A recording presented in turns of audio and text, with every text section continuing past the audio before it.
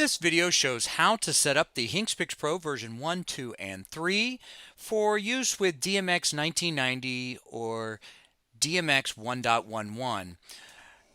It starts right here. This is the pluggable Phoenix style connector. You have screw terminals here, and you would take your wires and put them in here.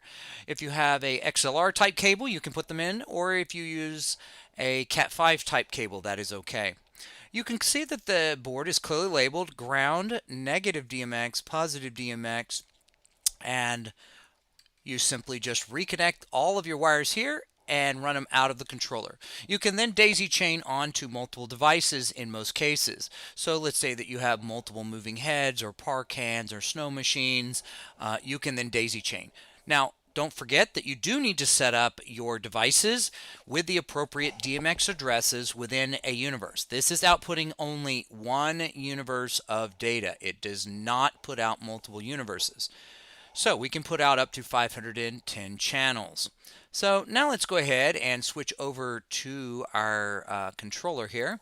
And we're going to go into the Design tab. Now, if you are using xLights, see our xLights specific video, and we have specific information on how to set that up. If you're using any other application, including Lightorama or any other application that uses normal DMX universe channel arrangement, this is the proper tool to use.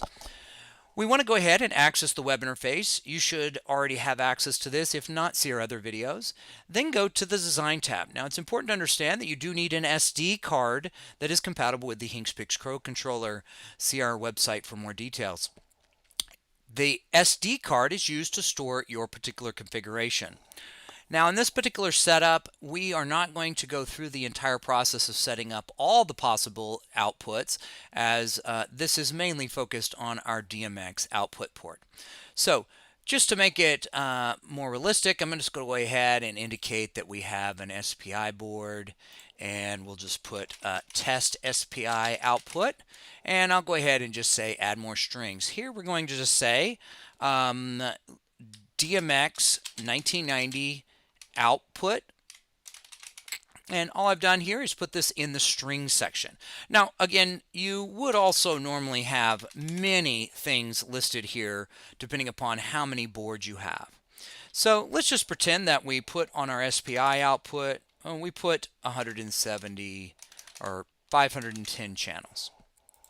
And then on our DMX 1990 output, we're going to use a unique universe of 101.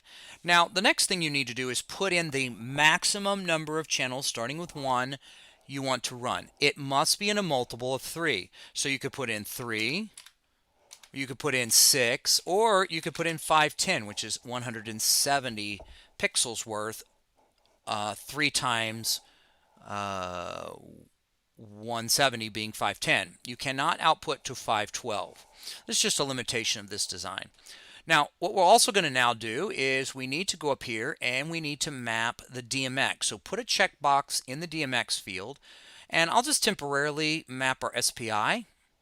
And then we'll also map our DMX green connector. So we'll come down here, click on string, and we'll go up here and click that. You'll see that the DMX 1990 output data, which is universe 101, right here, universe, number of channels, 510, and we are now mapped to this physical port. We can now go ahead and perform some checks. So we could do a sanity check here, make sure that our data is correct. I'll show you an example of an incorrect setting. So if I change this to 512, you'll see that it indicates 512 is not a pixel. Now, it doesn't matter that you don't run pixels. That's perfectly okay. It just has to do with the way that the controller operates in groups of 3 channels. Okay, so we've changed that. Everything is all good. Now what we're going to do is go up here and save the design. So we'll just call this DMX 1990 out.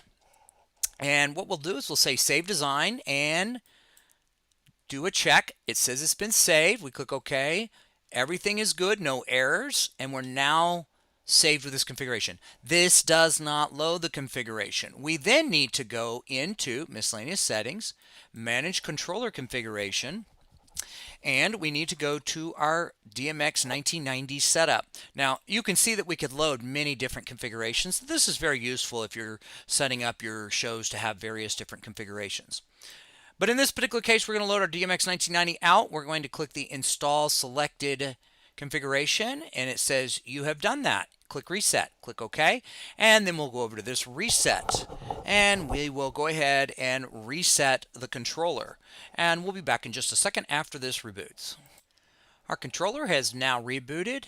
And if we go to the E1.11 tab, we can now see that the 101 universe is set up and operational. So at this point, your application can now send data to Universe 101, and any channels from 1 to 510 will be received and sent out the RS-45 output. If you should have any additional questions, feel free to reach out to us, holidaycoro.com/contact us.